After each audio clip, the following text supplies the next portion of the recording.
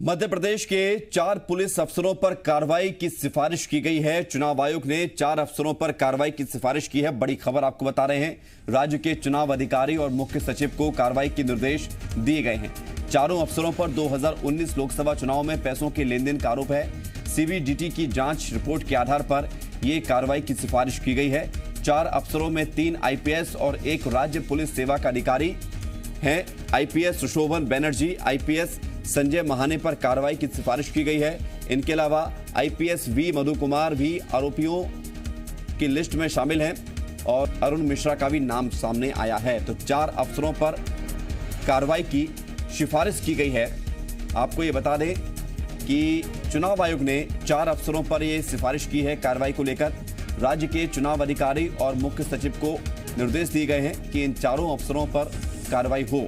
मामला है 2019 लोकसभा चुनाव से जुड़ा हुआ पैसों के लेन देन के आरोप में सीबीडीटी की जांच रिपोर्ट के आधार पर यह कार्रवाई की सिफारिश की गई है। तो बड़ी खबर है, इसमें से 3 आईपीएस ऑफिसर हैं और 1 राज्य पुलिस सेवा का अधिकारी है।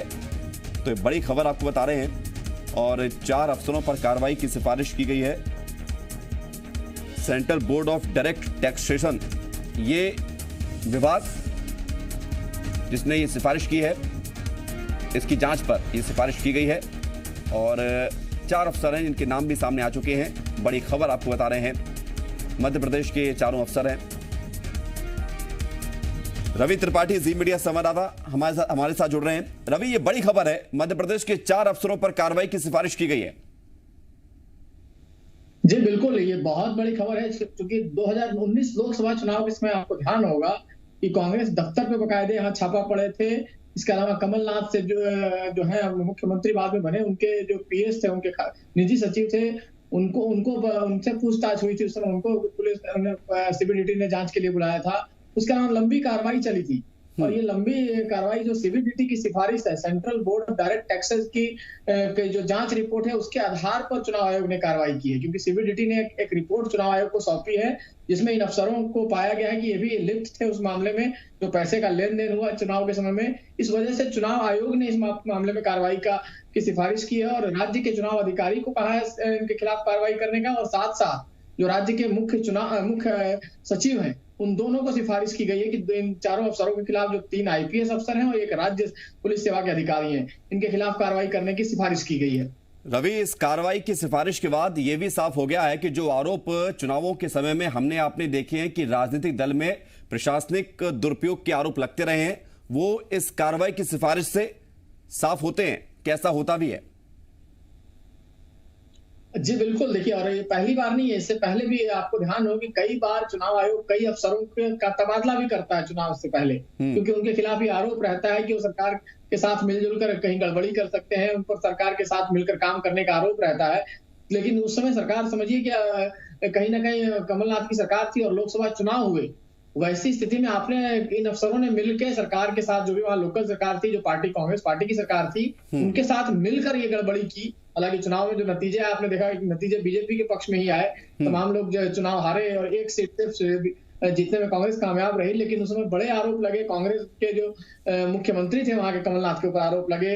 अहमद पटेल जो गुजर गए नेता, उन पे आरोप लगे यहाँ पर। और कांग्रेस दफ्तर में बकायदे छापा मारा गया था क्योंकि पैसा का लेन देन का मामला आया था कि दिल्ली से वहां का कनेक्शन था कि मध्य प्रदेश से पैसा दिल्ली आया था, दिल्ली से मध्य प्रदेश पैसा जाने का मामला था। तो कांग्रेस दफ्तर के भी स्टाफ को उठाया गया था। जो कोषाध्यक्ष जो ट्रेजरी डिपार्टमेंट का एक अधिकारी था, उसको उठाया गया था, जिस पर अहमद पटेल नाराज थे। अहमद पटेल से पूछताछ की बात उस मामले पर की जा रही थी। तो कांग्रेस का एक कनेक्शन था उस मामले। तो अभी हो सकता है ये मामला और आगे बढ़े और कहा भी जा रहा है कि हो सकता है कि कमलनाथ भी इस घेरे में आ सकते हैं। बिल्कुल, सवाल मेरा इसी से जुड़ा हुआ था कि अफसरों पर तो कार्रवाई हो गई रवि, लेकिन उन नेताओं ने जिन्होंने लेन देन किया या उन पॉलिटिकल पार्टी जिसका नाम सामने आया था, उस समय आरोप जो लगे थे, कांग्रेस का नाम सामने आया था, क्या अब आगे आने वाले समय में इस मामले को जांच के दायरा इसका और बढ़ाया जाएगा और उसकी जद में आएंगे कमलनाथ या कांग्रेस के दूसरे नेता? जी बिल्कुल, देखिए, सीबीडीटी जो जांच कर रही होगी उसमें सारे कहीं ना कहीं कनेक्शंस निकल के आए होंगे। जो भी कनेक्शंस होंगे, कहां से पैसा आया होगा, किसके माध्यम से आया और कहां कहां तक गया, ये सारा चेन होगा एक पूरे चेन में। अभी जो सिफारिश की है चुनाव आयोग ने, चाहे सीबीडीटी ने जो नाम भेजा है, खासतौर पर वो अधिकारियों के नाम भेजे हैं। तो उनके खिलाफ कार्रवाई होगी। जैसे ही नाम पता आपको आएगा और वो कहीं ना कहीं ये सारा मामला होगा उनकी जानकारी में, तो ये कब आएगा, कैसे आएगा, ये देखने वाली बात होगी कि हो सकता है कमलनाथ का नाम आए, हो सकता है कांग्रेस और किसी नेता का नाम आए, तमाम नेताओं के नाम आ सकते हैं। इसलिए ये मामला अब खुला है और खुलने के साथ ही ये मामला और बढ़ता चला जाएगा। रवि, 3 आईपीएस ऑफिसर हैं इन 4 अधिकारियों में जिनकी खिलाफ शिकायत की गई थी और अब सिफारिश की गई है कि कार्रवाई हो। आईपीएस ऑफिसर का इन्वॉल्व होना अपने आप में एक बड़ा मामला है और एक नहीं 3-3 आईपीएस ऑफिसर का इन्वॉल्व होना यह बताता है कि और ज्यादा कुछ ऐसे नियम बनाए जाएं, ट्रांसपेरेंसी और ज्यादा कठोर होनी चाहिए ताकि स्थिति और साफ होगी भविष्य में।